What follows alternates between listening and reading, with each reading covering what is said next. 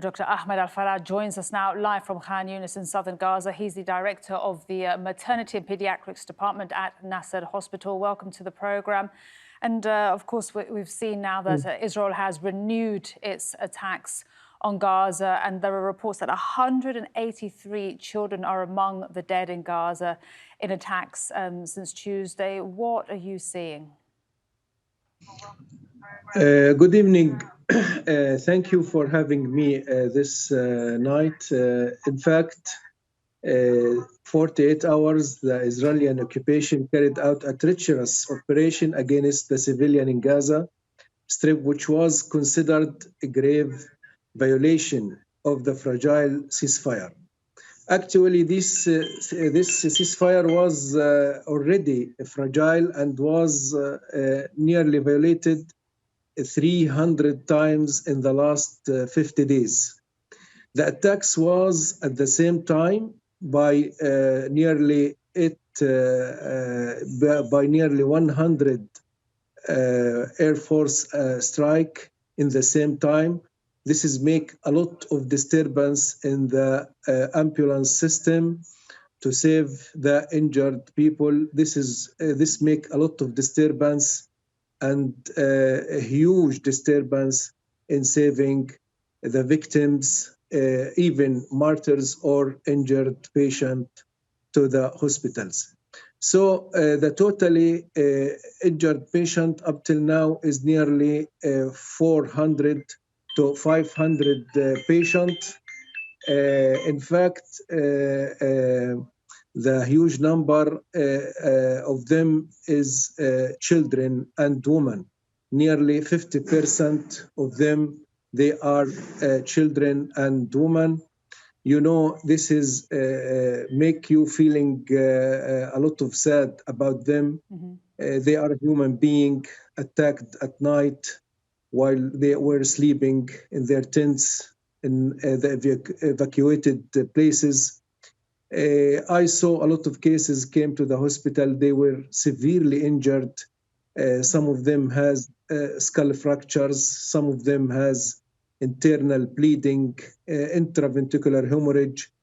Some of them has splenic rupture and liver injury, intestinal injury.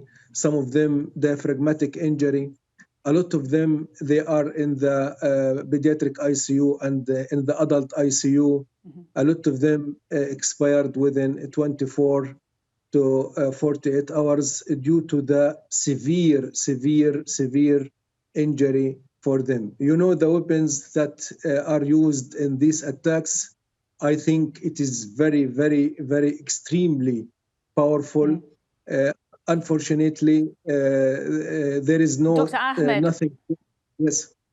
If I can ask you, one of the points we heard from a Palestinian man earlier in a report said that he felt that this time the missiles were different, that they were being used, that they were testing different missiles. Do you feel from the wounds you're seeing there from the patients that that could be the case?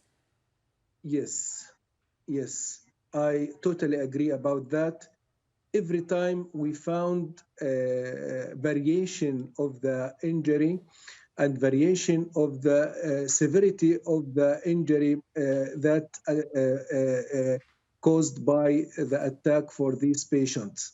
You know, I saw cases of third-degree burn for children that nearly almost near the bone, that it is very difficult to survive from it.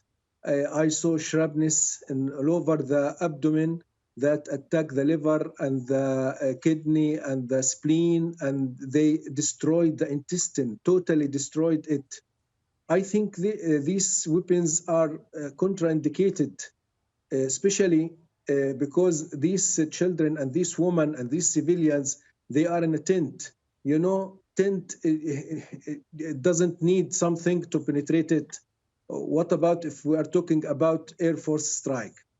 This is unbelievable. This is unbelievable. They all of them came to the hospital in a critical general condition, and the whole percent of them are children and women. and you saw the crowdedness of bodies and the crowdedness of injured patients in the hospital. What I want to mention through your TV is the hospitals are already exhausted. The staff is exhausted and tired. The hospitals are suffering from lack of medical supplies. You know, 3 weeks ago, no needle, no gauze, no IV fluid entered to the hospitals. In the south of Gaza, the situation is bad, but Dr. it is Ahmed, worse in the north of Gaza. Dr. Ahmed, I'm afraid we've run out of time, but thank you so much for sharing what you are seeing firsthand there in Khan Yunis. We wish you the best of luck with the lives you're saving. Thank you so much, Dr. Ahmad Al-Fara. Thank you, my sister.